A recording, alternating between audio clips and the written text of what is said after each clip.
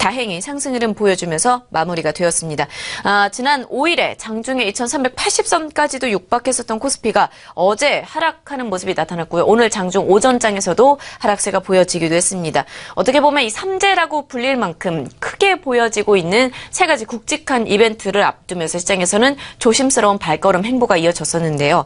시장에 대해서 다시 한번 좀 경계를 펼쳐야 될 때가 아닌가라는 이야기가 나오고 있습니다. 어떻게 바라보면 좋을까요?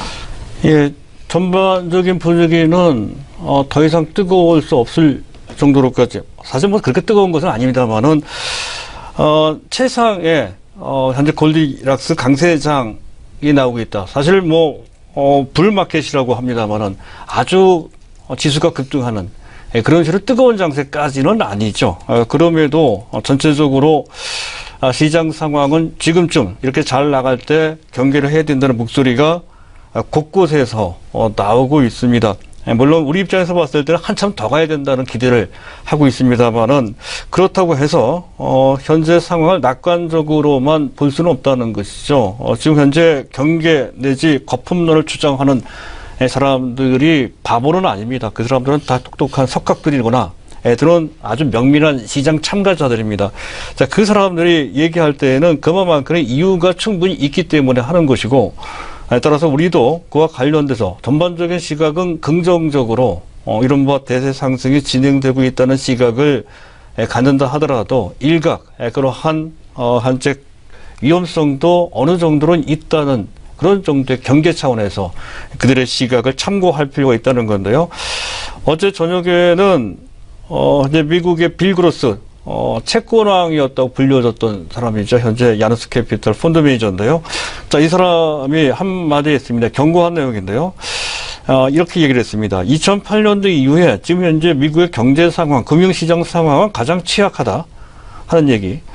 또 현재 미국의 경제 성장과 비교를 해봤을 때 현재 미국 시장의 주가 수준은 너무 지나치게 고평가되어 있다라고 했고요.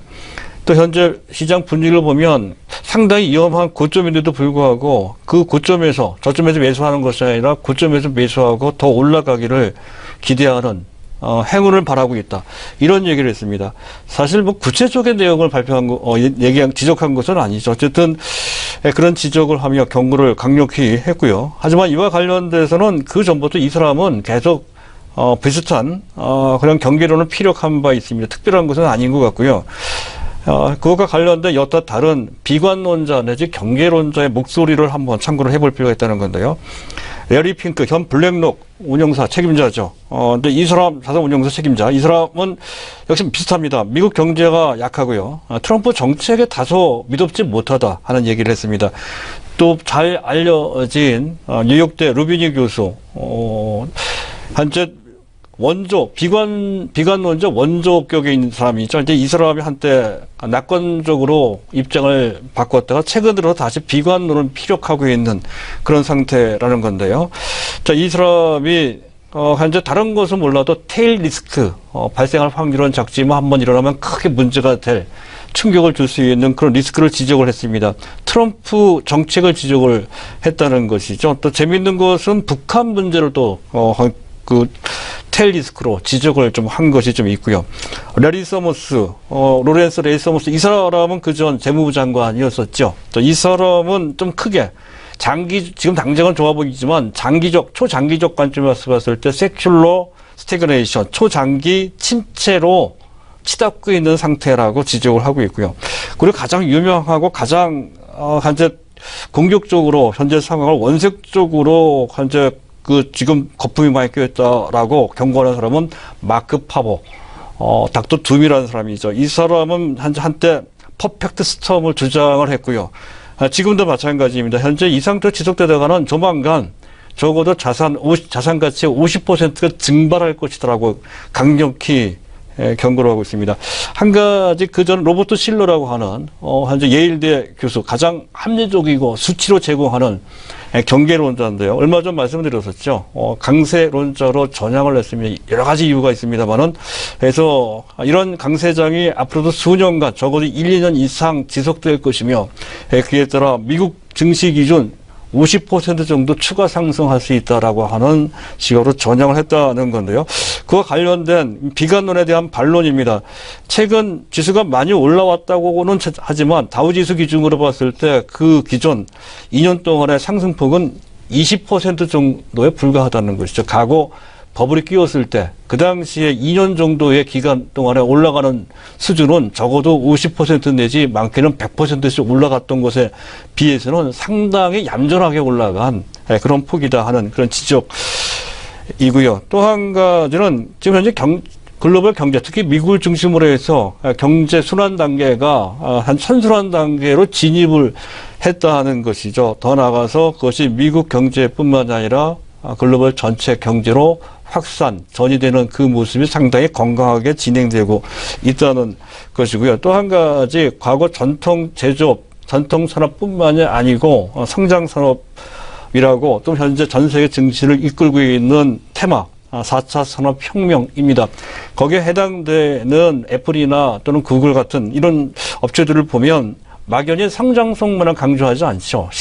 충분히 검증된 실적 가치성을 갖고 있는 종목들입니다. 탄탄한 사업 기반을 갖고 있다는 특징도 또한 갖고 있죠. 그 전과 같이 성장성만으로 주가가 올라가는 것과는 상당히 다른 그런 면모를 보이고 있다는 것도 그렇고요. 또 한 가지는 의외로 현재 지금 긴축과 관련해서 현재 지금 화폐 유통 속도가 느리지 않다는 것이죠. 통화 승수가 충분히 회복이 돼서 전체 M2 총 유동성은 줄지 않고 있습니다. 오히려 늘고 있는 그런 형국이라는 것도 그렇고 또 한 가지는 이게 상당히 중요한 것 같습니다. 저금리 저성장 이런 상태에서 저금리 저성장이 아직까지는 지속되고 있는데 어찌 보면 고착화되고 있죠.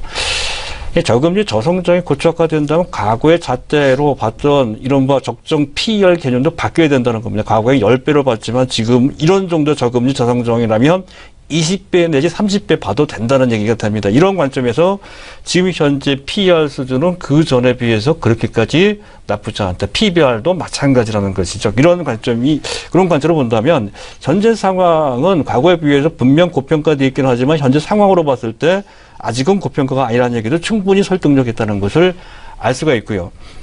참고로 우리 시장 내에서 개별적으로 봤을 때는 다소 그것과 약간 별도로 봐야 됩니다만은 한데 단기적인 과열권에 있는 종목군들이 있습니다. 그 점은 조금 조심을 해야 된다는 거죠. 단기로 봤을 때 그렇습니다. 단순 기술적 과열 상태에 있는 종목이 오늘 급등락을 했던 삼성바이오로직스 같은 종목이고요. 그리고 카카오, 덕산 네오룩스, BGF 리테일은 며칠 전에 이미 그 신호가 나왔었죠.